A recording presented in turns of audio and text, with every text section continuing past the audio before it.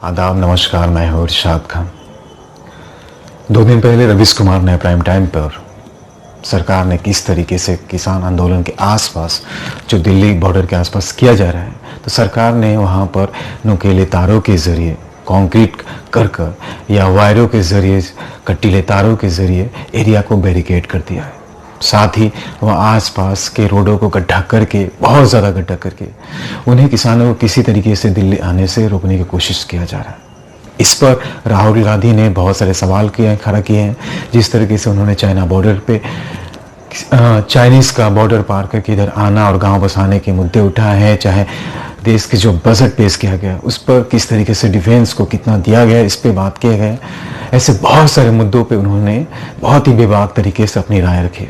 साथ ही देश के international global pop stars Rihanna ने भी एक ट्वीट किया है, जिसमें बोला कि किसानों के मुद्दों को लोग क्यों नहीं उठा रहे। इसी पे आम जनता की क्या राय है, क्या सोचती है, उन्होंने आप कमेंट जाके प्राइम टाइम पर रवीश कुमार के चेक कर सकते हैं, कमेंट पढ़ सकते हैं। बहुत ही दिलचस्प है। मैं आपको एक एक करके सिलसिलेवार से सुनाता हूँ। किसानों की आवाज़ बनो कह रहे हैं, तुम्हारी कुर्सी तो 4 दिन की कहानी है, हमारी खेती तो खानदानी है। किसान एकता जिंदाबाद। स्मृति श्री कह रहे हैं कि चीन के सामने भले ही झुक जाओ, लेकिन अपने देश के किसानों की जायज मांग के आगे झुकते हुए नजर नहीं आना चाहिए। रजन ज्योति कह रहे हैं कि अब तो भरोसा हो गया है कि आज भी हम देश में गुलाम हैं। पहले हम अंग्रेजों के गुलाम थे, अब उद्योगपति और नेताओं के गुलाम हैं। अंकित ठाकुर कर हिंसा के लिए उकसा रही सरकार और कितना बुरा वक्त देखना बाकी है। टर्मिनेटर कह रहे हैं कि जिस तरह की हथकंडे दिल्ली गाजीपुर बॉर्डर पर अपनाए जा रहे हैं, या चीन अरुणाचल बॉर्डर पर क्यों नहीं।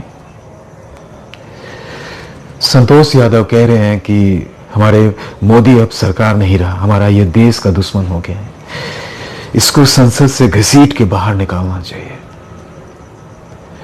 इनके कह रहे अंधभक्तों को भी नहीं मालूम है कि नया कृषि कानून क्या है, बस इतना पता है कि पापा जी लाए हैं तो समर्थन करना है। देव सिंह कह रहे इतना डर चंद लोगों से, सांप है मोदी, डसेगा तो जरूर। रॉकी कुमार कह रहे हैं कि अब तो तुम्हारे घर के बाहर भी गड्ढे करेंगे, बीजेपी की चिंता ना करो। तो अन्य भक्तों।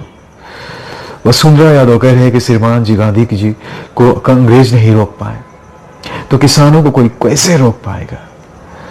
किसान तो वैसे भी पगडंडियों पे चलते रहते हैं। भारतीय कह रहे हैं कि देश बर्बाद कर दिया मोदी ने। जब देश ये आ गए संप्रदाय सोच वाले को चुनेगा तो ऐसा ही होगा। राजीव वर्मा कह रहे हैं कि बहुत दुखद हुआ है दिल्ली बॉर्डर को देखकर, जालियांवाला बाग की कुछ ऐसा ही रहा होगा। सोचने पर मजबूर किया है कि देश की जनता चुनी हुई सरकार ऐसे भी कर सकती है, देश के लिए बुरा है। उड़े नहीं कह रहे कि कत्ल हुए हम इस तरह से किस्तों में, कभी खंजर बदल गए, कभी कातिल बदल गए। सुमर सिंह बलबोले कह रहे हैं कि ये तो अंग्रेजों से भी ज्यादा घातक निकले, भाजपा को वोट देने की कीमत ऐसी चुकानी पड़ेगी। देखो जोन कह रहे हैं कि जिसने सबको पैदा किया उसके घर देर है अंधेर नहीं।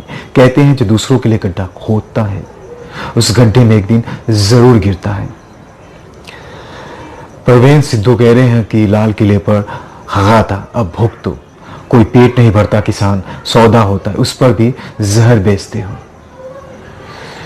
सास सूद कह रहे हैं कि सुप्रीम कोर्ट इस मामले पर ऐसे चुप है जैसे कि उसको कोरोना हुआ है और वो किसी से ना मिल सकता और ना उससे कोई मिल सकता है। सावधान होशियार, देश में अघोषित आपातकाल लागू किया जा चुका है। वीरेंद्र होलकर कह रहे हैं यह आपातकाल श्रीमती इंदिरा गांधी के घोषित आपातकाल से भी ज्यादा भयावह स्थिति है। मुस्बेर अहमद कह रहे हैं कि एक गुफा पुत्र बोल रहा था जो आंदोलन कर रहे हैं ये किसान कहने लायक नहीं। तो मैंने कहा जीजा कह के बुरा थोड़ी मानेंगे। आशीष करे डरी हुई सरकार ने देश के बॉर्डर पर किए जाने वाले इंतजाम घर में ही कर लिए। अपने ही जनता से इतना खौफ। इनके करे लड़ाई गाय दूध और गाय का मूत्र पीने वालों के बीच है। जुमला भाई मोदी राजस्थान में लोगों ने जो बीजेपी को वोट देंगे उसका हुक्का पानी घर आना जाना साथ में बैठने का बहिष्कार कर देंगे। पवन कह रहे तू मोदी का कितना भी विरोध कर लेना वो उतना ही पावरफुल हो जाएगा और तू ऐसे छाती पीट पीट के रोता रहेगा। रवीश कुमार सी यादव कह रहे किसान आंदोलन जितना लंबा खींचा उतनी ही झूठी फेंक्यू के अत्याचार की खबर को गांव गांव तक पहुंचेगी।